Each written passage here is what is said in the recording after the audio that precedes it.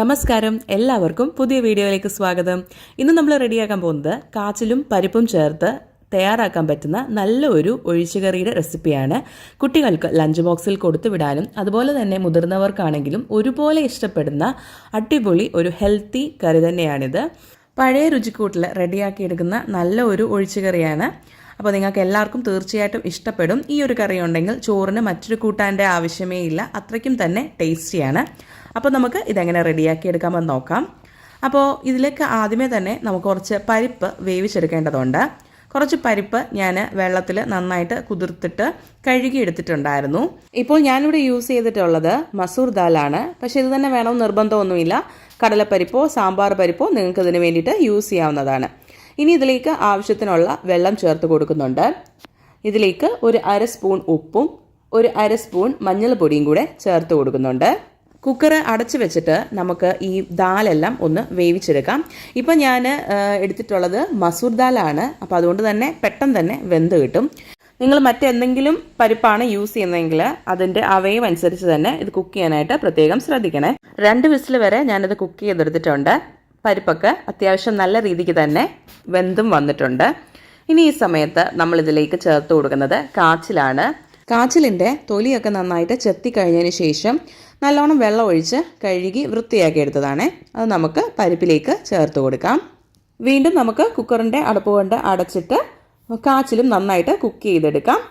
High ഫ്ലെയിമിൽ 1 വിസിലും law ഫ്ലെയിമിൽ ഒരു 2 വിസിലും കൂടെ ഞാൻ കാച്ചിൽ കുക്ക് ചെയ്യാൻ വേണ്ടിയിട്ട് പ്രഷർ കുക്ക് ചെയ്യുന്നുണ്ടായിരുന്നു. അപ്പോൾ ഓരോ സ്ഥലത്ത് കിട്ടുന്ന കാച്ചിലിൻ്റെ അനുസരിച്ച് ഈ വിസിലുകളുടെ എണ്ണത്തിൽ വ്യത്യാസം വരും. അപ്പോൾ അതനുസരിച്ച് തന്നെ കുക്ക് ചെയ്തോളാം. ഇതിപ്പോൾ ആവശ്യത്തിന് വെന്തിട്ടുണ്ട്. ഇനി നമുക്ക് നന്നായിട്ടൊന്ന് ഉടച്ചെടുക്കണം. ഒട്ടും തരിതരിപ്പില്ലാതെ തന്നെ നമ്മളിത് ഉടച്ചെടുക്കാനായിട്ട് ശ്രദ്ധിക്കണം. ഇതുപോലെ ഒരു മാഷർ ഉണ്ടെങ്കിൽ നമുക്ക് മാഷ് ചെയ്യാൻ എളുപ്പമാണ്. ഇനിയിപ്പം അതല്ല, നിങ്ങൾക്ക് തവി കൊണ്ട് ഉടയ്ക്കാൻ ഇച്ചിരി ബുദ്ധിമുട്ടായിട്ട് തോന്നുന്നുണ്ടെങ്കിൽ നിങ്ങൾക്ക് ഇത് ചൂടാറിയതിന് ശേഷം മിക്സിയുടെ ജാറിലേക്ക് ഇട്ടിട്ട് ഒന്ന് കറക്കിയെടുത്താലും മതിയാകും. ഒട്ടും തന്നെ തരിതരിപ്പ് ഉണ്ടാവില്ല, അപ്പോഴാണ് ടേസ്റ്റ് ഉണ്ടാവുക. ഇപ്പോൾ നമ്മുടെ കറി നല്ല കുറുകിയാണ് ഇരിക്കുന്നത്. ഇതിലേക്ക് നമ്മൾ കുറച്ച് ചൂടുവെള്ളം ഒന്ന് ചേർത്ത് കൊടുക്കുന്നുണ്ട്. എന്നിട്ട് കറി ഒന്ന് നീട്ടിയെടുക്കുന്നുണ്ട്. നമുക്ക് എന്തോരം കറി നീട്ടണോ അതനുസരിച്ച് ചൂടുവെള്ളം ചേർത്ത് കൊടുക്കാം. ഇനി നമുക്ക് ഈ കറിക്ക് ഒരു അരപ്പ് റെഡിയാക്കി എടുക്കണം. അരപ്പ് റെഡിയാക്കാൻ വേണ്ടിയിട്ട് എടുത്തിട്ടുള്ളത് ഒരു അരക്കപ്പ് തേങ്ങ ചിരവിയതെടുത്തിട്ടുണ്ട്. ഒരു 5-6 കുഞ്ഞുള്ളി എടുത്തിട്ടുണ്ട്. അര സ്പൂൺ ജീരകം, ഒരു പച്ചമുളക്, ഒരു ചെറിയ കഷ്ണം വെളുത്തുള്ളി. ഇതെല്ലാം നമുക്ക് മിക്സിയിലിട്ട് നന്നായിട്ട് ഒന്ന് അരച്ചെടുക്കാം. കറിയൊക്കെ ഒന്ന് ചൂടായി തിള കയറി വരുമ്പോഴേക്കും ഇതിലേക്ക് നമ്മൾ അരച്ച് വെച്ചിട്ടുള്ള നമ്മളുടെ തേങ്ങയുടെ ഒരു അരപ്പ് ചേർത്ത് കൊടുക്കാം. അരപ്പൂടെ ചേർത്തതിന് ശേഷം നല്ലതുപോലെ മിക്സ് ചെയ്ത് ഒന്ന് തിളപ്പിച്ചെടുക്കാം. ചേർത്ത് കൊടുത്തിട്ടുള്ള ആ തേങ്ങയുടെ പച്ചച്ചുവയൊക്കെ ഒന്ന് മാറുന്ന രീതിക്ക് വരെ നമുക്ക് നന്നായിട്ടൊന്ന് തിളപ്പിച്ചെടുക്കണേ. ഇനി നമുക്ക് ഇതിലേക്ക് കടുക് താളിച്ചൊഴിക്കാം. അതിനുവേണ്ടി ഒരു ചെറിയ പാത്രം അടുപ്പത്ത് വെച്ചിട്ട് നല്ലോണം ഒന്ന് ചൂടാക്കുന്നുണ്ട്. ഇതിലേക്ക് വെളിച്ചെണ്ണ ചേർത്ത് കൊടുക്കാം. ആ ഒരു നാടൻ ടേസ്റ്റൊക്കെ കിട്ടാൻ വെളിച്ചെണ്ണയിൽ താളിച്ചൊഴിക്കുന്നതാണ് ഏറ്റവും നല്ലത്. എണ്ണ നന്നായി ചൂടായി കഴിഞ്ഞാൽ ഇതിലേക്ക് നമുക്ക് കടുക് ചേർത്ത് കൊടുക്കാം. കടുക് നന്നായിട്ടൊന്ന് പൊട്ടിത്തുടങ്ങട്ടെ. പൊട്ടിത്തുടങ്ങി കഴിയുമ്പോഴേക്കും ഇതിലേക്ക് നമുക്ക് വറ്റൽ മുളക് ഒരു 1-2 എണ്ണം ചേർത്ത് കൊടുക്കാം. 3-4 കുഞ്ഞുള്ളി ഇതുപോലെ ചെറുതായിട്ട് കട്ട് ചെയ്തത് കൂടെ ചേർത്ത് കൊടുക്കാം.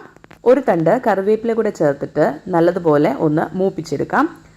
നമ്മൾ ചേർത്ത് കൊടുത്ത ഉള്ളിയുടെ കളറൊക്കെ ഒന്ന് ബ്രൗൺ ആവുന്ന വരെ തന്നെ മൂപ്പിക്കണം.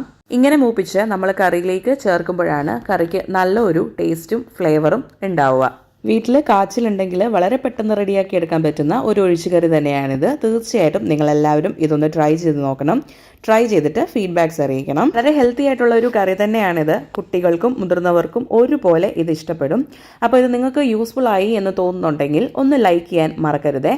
ലൈക്ക് ചെയ്താൽ മാത്രം പോരാ, സബ്സ്ക്രൈബ് ചെയ്യാതെ കാണുന്ന കൂട്ടുകാരുണ്ടെങ്കിൽ ഒന്ന് സബ്സ്ക്രൈബ് ചെയ്ത് ചാനൽ ഒന്ന് സപ്പോർട്ടും കൂടെ ചെയ്തേക്കണം. മറ്റൊരു നല്ല വീഡിയോയുമായിട്ട് ഉടനെ നമുക്ക് കാണാം. അതുവരേക്കും ബൈ.